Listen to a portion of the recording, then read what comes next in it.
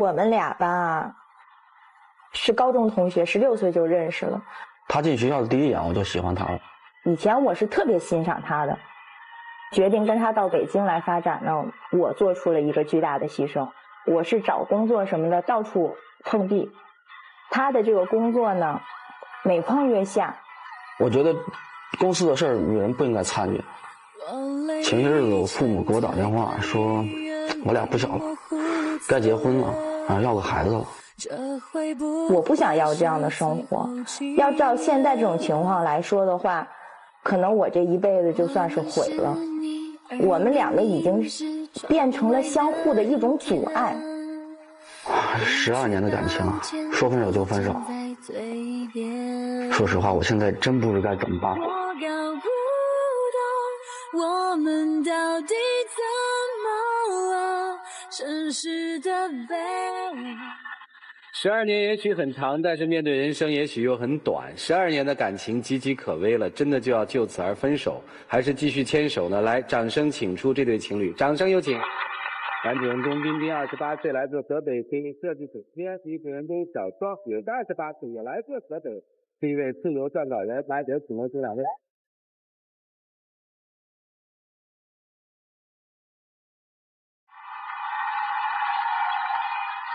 欢迎两位哈，12年了，对，12年。是谈恋爱12年还是认识12年？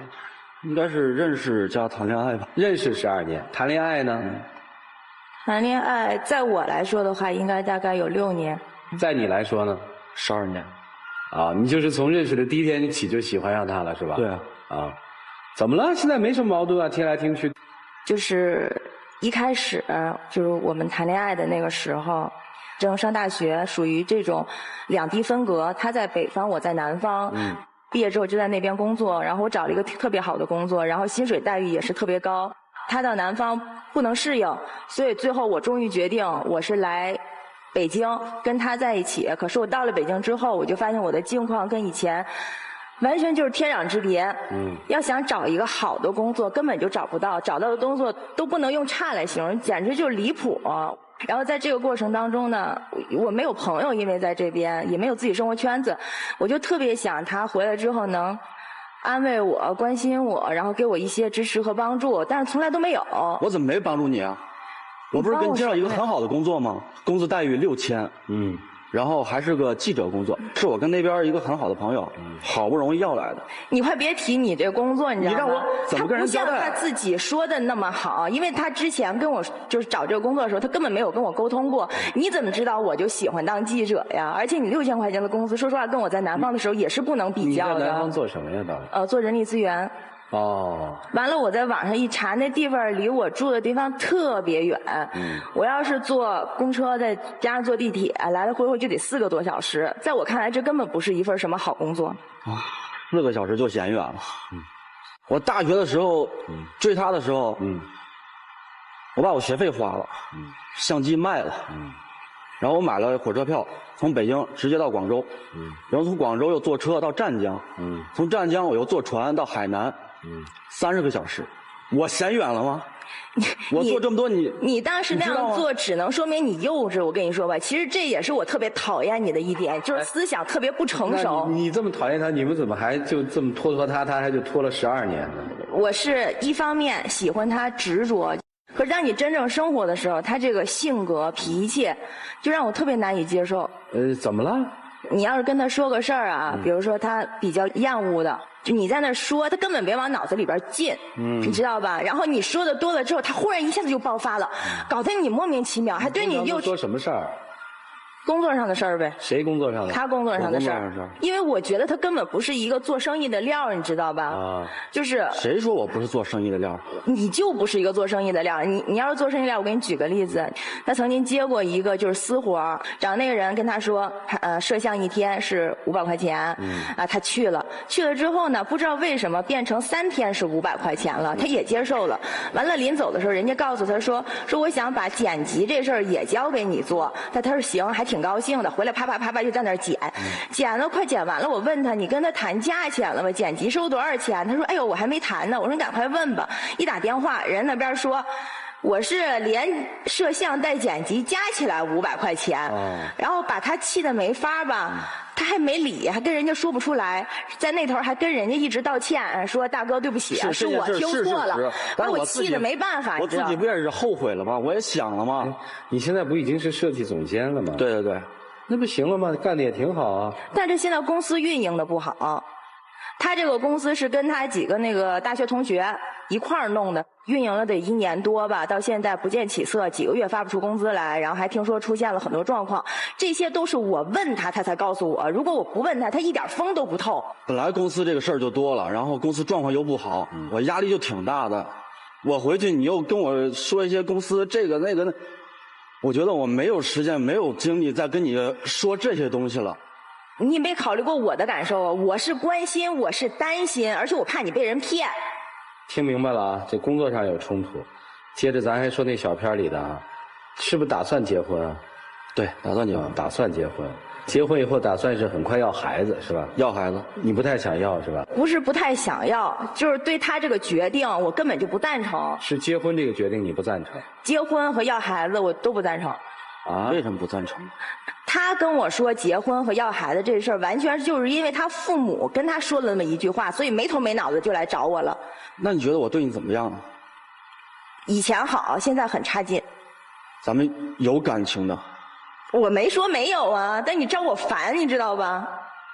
是，首先是我自己做的不好，然后我回去没有敞开心的跟你沟通，没有关心你，没有好好的疼你、温暖你。以后公司好了的话，我们会好起来的。我的意思就是慢慢来的，先别着急要孩子，着什么急啊？要了怎么养活呀？趁着现在父母还能很硬朗，是吧？咱们把孩子生下来，交给父母，父母也喜欢带孩子嘛。那孩子是跟你亲还是跟父母亲啊？等你回去时候，他5岁，他都不认识你。你们俩不是还没打算结婚呢吗？从你的角度，我就是说，他说的这个建议太傻了。就是他现在说什么，我看你觉得都不顺耳，是吧？对，就反正就照烦。行，来，咱们一起进入丘比特问卷。来，于老师，他们两个的角色呢，小双有点像家长式的那种作风，啊，这边是孩子，然后有什么事要不向我汇报的话就很生气，是吧？然后有什么事情如果不经过自己的批准和认可的话，这事要做下来，自己也很生气。主要是因为他，我觉得他能力不够，他确实很多东西就是听人家说就去做去了。我要不给他把着关，不知道得出多大的错呢。那我问一下彬彬哈，你真的是回到家以后累了，不愿和你的女朋友沟通呢，还是觉得心里好像有点惧怕她，不愿意和她沟通，不敢跟她沟通呢？说实话，心里有些惧怕。对，我猜的大都也是这样，他有点怕你。所以你看，刚才在舞台上也可以看到，你的那种气场啊，就完全盖过他了。那我们听到的更多的是一种批评和指责，所以他可能在你面前觉得有点抬不起头。那他做的对了，我有什么理由去跟他说呀？肯定是他做错了事儿，我才说他呢。我没有对的地儿。那你看他自己好，你承认你就没有对的地儿，那就好。我也这么想说，你就没有对的地儿。有的时候男人啊，也得需要鼓励一下。一直在你的掌控之下，这样的话，你们俩的这种冲突就可能会日积月累，慢慢的沟通就会越来越少。他刚才也说了，他很爱你，但是又不敢跟你沟通，他是一种惧怕。所以我希望你呢，稍稍的能柔一点，发挥女性的这种优势出来。我觉得我看着挺柔的呀，我就是说话的时候犀利一点儿，证明我头脑清楚。外柔那个。来，杜老师，这个女孩她其实身上有一种气质。刚才整场的表达当中啊，我很少听彬彬在讲话，只要她一开始讲话，她就抢话，然后只要她刚刚想说自己想法的时候，她立马说你就是幼稚，你就是别人说什么你信什么，她说什么你都给她否定。时间长了之后，她还愿意跟你沟通吗？她自始至终她就不爱说话，就不爱跟我说，所以我的话是越变越多。然后我经常跟那个朋友说，我说我最近有点特别烦我自己，他们说为什么？我说我觉得话特别多，我已经快失控了。就是你不能控制一下，我说我真控制不住，我现在天天在家就我自己。然后他回来我可算待着个喘气儿的，我就必须得说。我能理解，你是拿着事业上的不顺来向男朋友撒气儿，其实你一直在觉得说我在北京过得不好，我当年在南方的时候我过得多好呀，工作多好啊。但你要知道，当年你放弃南方的工作来到北京，那是你自己的决定。你既然说我要追随爱情，我觉得人是需要有一些舍弃的。我们可不可以不要把这种不愉快的情绪都发泄到男朋友的身上？问你一个问题啊，小双，如果他现在说我们可以先把婚结了，晚2年再生孩子，可以吗？那我也得考虑。为什么要考虑？他这性格什么的，就是结婚，我觉得也不大合适。我觉得说到现在，其实就明白一个道理了嘛。怎么改呀你？你还是觉得说这个男人不见得是你最想要的那个结婚对象。一方面，你觉得说这个男人是可靠的，是踏实的，但另一方面，我认为你内心当中还渴望更好的机会，是可以依靠的。我渴望的机会是工作机会，不是爱情机会。说是，但是我相信，如果现在出现了一个比他更优秀的男人，你会不会放弃他？就是我可以都不选。可以都不选，对，所以我觉得你现在心里其实已经把他当成一个备胎了。所以目前这种状态下，彬彬，你倒不妨考虑真正跟他分开一段时间。这个分开的一段时间呢，是给你们俩各自的机会，你让他去找一找。如果说他没找到的话，你要是大度的话，重新接纳他回来，我相信那时候他才会死心。苏老师这想法我不太支持哈，为什么不支持呢？因为我觉得女方其实一直拖延结婚和要孩子，实际上在给对方压力，让你去成长，让你受我的管控。你长大了以后，你成熟了，我再跟你结婚。我没有看到他想再去离开他，再找别人的这种想法，这是我的感觉。涂老师，表面上看，女方好像现在在持观望态度。好像随时如果在这个青黄不接的时刻出现一个更加优秀的男人，他好像随时会把他 pass 掉。但其实在我看来，他其实内心更多的还是专注于这段感情。每个人都有能力的高低和强弱之分，但是有一种能力是每个人都有的，那就是他非常清楚自己遇到的是不是真爱。那么我想说的是，如果你确定这是真爱，第一，不要去计较真爱的成本，因为为了真爱，一切都是值得。比如女方，她有的时候就会考虑成本。我当年从南方到北方来，我值不值啊？我为了你这样，我值不值啊？不要去考虑这些。第二，如果明白是真爱的话，就不要老去戳对方的痛处，因为你爱的人痛苦，你也快乐不到哪里去。第三点，如果是真爱，就不要用自己的长处去攻击对方的短处。女方说你不懂得经营，你没脑子，甚至说你一无是处。那好啊，那你聪明，是吧？你懂得经营，你就给他建议就可以了。我一直在节目当中说，温柔的鼓励远胜于严厉的苛责。我一开始是鼓励他，我有跟他讲这些利弊啊，什么都分析。我说就哪怕是大学同学也要签合同的，他答应好好的。但是到前一段时间公司出现状况了，我问他你那合同签了吗？还是没签。你这种时候我不能不着急。好，等一下，我问你为什么不签？那个时候应该是我最落魄的时候，他们想拉我一把，我觉得我没必要跟他们签这个合同。越是好的哥们儿，做生意越要分得清清楚楚。举个很简单的例子啊，哥们儿之间借钱，数目比较大，5万、10万的，都是哥们儿，不用借。但当真正的发生债务纠纷的时候，你心里怎么想？清清楚楚的，其实更能够维护好朋友之间的感情。你这一点应该听老婆的。人家说男人是挣钱的耙子，女人是储存的匣子。你既然不懂得管钱，不懂得经营这个，你就应该听他的呀，你还瞒着他。但是话又说回来了，你要真碰上一个跟你一样的，两个人都那么会算计的，这会儿我估计哭的还是你。我也不想哭，控制不住。我在旁边看着，我就特别想笑。人家哭这样，你还笑？对呀，就是觉得你那哭不值当嘛。不是所有的人都会宽容你的，能宽容你的不就旁边这一个吗？他的性格就是这样，大道理我们都能摆。你有没有想过，恰恰这可能是他身上最可贵的东西。如果他真的那么精于算计的话，也许今天站在他身边的女人不是你，是别人。我觉得你们要开心的话，你何必管他那个事业上的事儿呢？你就默默地看着他就好了。我就看着他自生自灭了。他灭不了。你大学毕业几年了？大学毕业3年了，现在已经有公司了，那还要怎么着啊？谁大学毕业3年整一公司啊？跟朋友多吗？倒是不多。对呀，那你要怎么着啊？我没想过这一点。对，你想一下嘛，你换个角度想一下，那么好男人，你还干嘛呢？你就天天这么强势的女性，我是受不了。还能守在身边傻不乐呵的，我就非他不娶了，也就他了。我问于老师，你行吗？说心里话，我也怕强势啊，我也怕强势。你行吗？不行啊，我也跑。涂老师，你口口声声的你行吗？他跑更快，早就怕。你对啊，你也算够宽容，对老婆够好的人了。这是啊，他对老婆够好的了。我还没这么过分呢，怎么都这样啊？啊，你这还不过分啊？没有啊，我们一个女人天天把老公骂得体无完肤，大学毕业3年就有自己和同学的合伙公司了，只不过公司碰到了一些困难，就开始在那儿唧唧歪歪，没说给老公煲点汤，老公你累了，你辛苦了。包了啊，包了，不常包，有时候也包。对呀，你抓住这个人吧，听听朋友们的意见，一起进入旁观者清。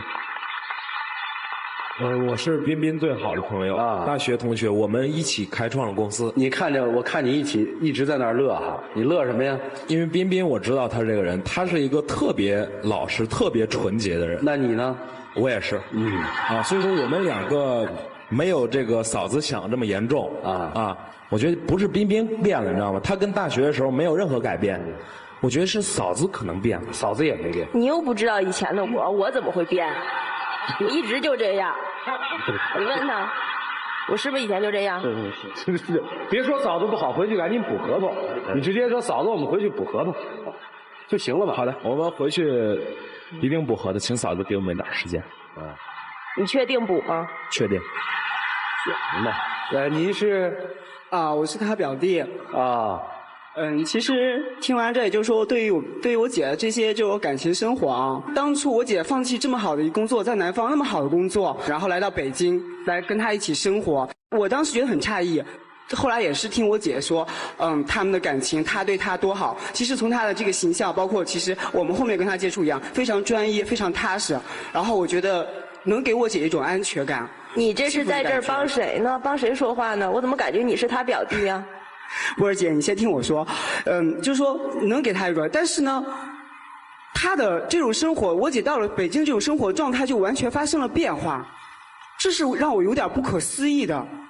想说什么？第一，我觉得现在就是说他们的这种状态已经给不了我姐一种安全感，因为他的公司合伙已经说了，今天才给了这样一个承诺，以前为什么这样的事情不能给承诺呢？为什么不签合同呢？你让我姐感觉不到一种安全感。他们经常之间有问题的时候，我姐跟他说，但是大家都看到了，他没有任何反应，没有任何回复。他有想法，为什么不能直接跟我姐去说呢？他好吗？他好。他什么好？他脾气特别好，脾气好，特别容易接受别人的意见。哦，对呀。但是他不给你回馈啊！你想，你给他说完一件事情，他不给你回馈，你是什么感觉？他的性格就是这样的性格啊！你姐姐学爱的就是他这一点。夫妻2个人生活在一起的话，就你这个，我跟你说，就你这样的嘴，你们俩在一起生活打翻6年，6000都没戏。他们不是一家人，不进一家门嘛，对啊，一家人都一样的。就是说你要包容啊！跟你说，我是觉得你姐真的很有福气，这么宽容的。我觉得这样的男人很难找，我觉得你跟他在一起是福气，我珍惜吧2位。好，一起进入黄金60秒。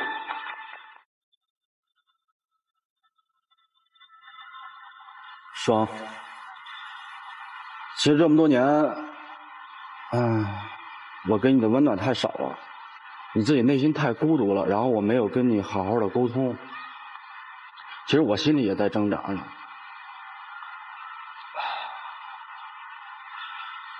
我错了，我觉得我应该好好的向你道歉，我真的错了。咱俩把心放开了，好好的快乐的聊天，然后快乐的生活。然后今天借这个机会，我也准备了一个小礼物。却又感觉不到我没有太多话语，彼此很默契，深深的呼吸，距离一点一点撕开心中的秘密。我们只想要用真心真意去在一起，何必死抱太多烦人的问题。我知道这么多年，一直都是你付出的比较多，我也不知道，就是现在到底是怎么了？我们现在的这种状况，让我觉得焦躁、担心、害怕，对未来充满了不确定感，你知道吗？我要是喜欢一个人，我也希望他能幸福、能快乐，但是你别给我错觉。别让我感觉好像我是你的负担，而你也烦我。我想问你个问题，如果我还是像嘉宾们，就专家老师们还有主持人他们说的这样强势，你还爱我吗？爱你。我没发觉。你把灯吧。来，两位回去吧。爱你的勇气，真心的言语，你是否能听到我心中那小小的秘密？想要用真心去感受在一起，何必苦苦承受相思的情绪？直到有一天，请关门。我才发现，爱情原本没有想象中的那么简单。来，各位拿起手里的表决器哈，在你们的心愿上是希望他们怎么着呢？往前走，还是就此分开？来，请选择。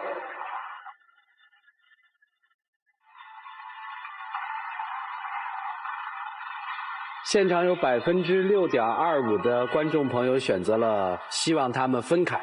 推测一下的话，可能有一些年轻的女孩子觉得这个男人太可爱了。如果他现在是一个单身，他们不往前走的话，也许他们还有机会啊。我们一起来数5个数，然后看他们自己的选择是什么。来，5、4、3、2、1，请开门。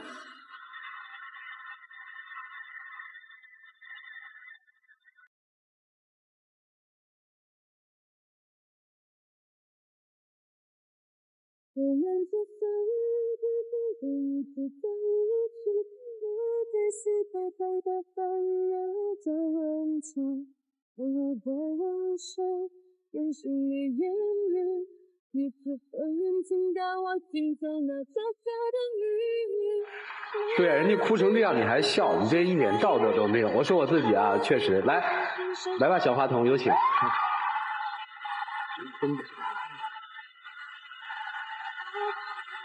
得给我是吧？那个戒指给那个哥哥。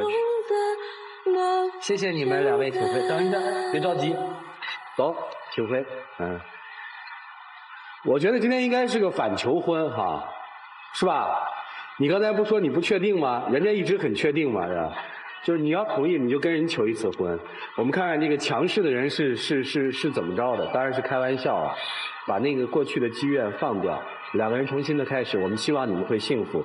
这是杰利亚送给你们的一个订婚套装，他们有一句话，我觉得送给你们俩特别特别的合适：爱要有你才完美。他的那种默不作声是你们俩爱的一种完美，你的那个咄咄逼人也是一个完美。别打开了，他有我有他，但是恐怕要让现场的那90%几，我刚听说那些观众失望了，对不起你们啊。我们不是人家90%几是希望你们在一起的，我只说不希望在一起。6.25%的年轻女观众不希望你们在一起，人家还有机会啊！不跟你说。来，接下来我们一起来见证一个神圣的时刻。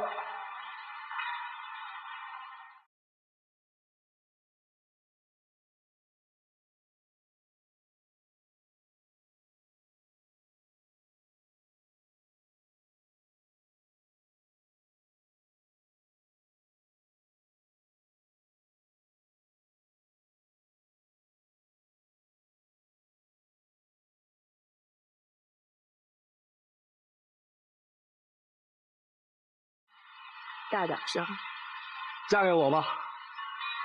考虑考虑。行，我答应了。仇老师，你怎么不喊了？你再喊一句啊！我觉得在这个场合离开你那一嗓子就不好。要亲一下是吧？哎，我今天不想。于老师，我来吧。这个由女方亲向男方，主动一点，掌声鼓励，来。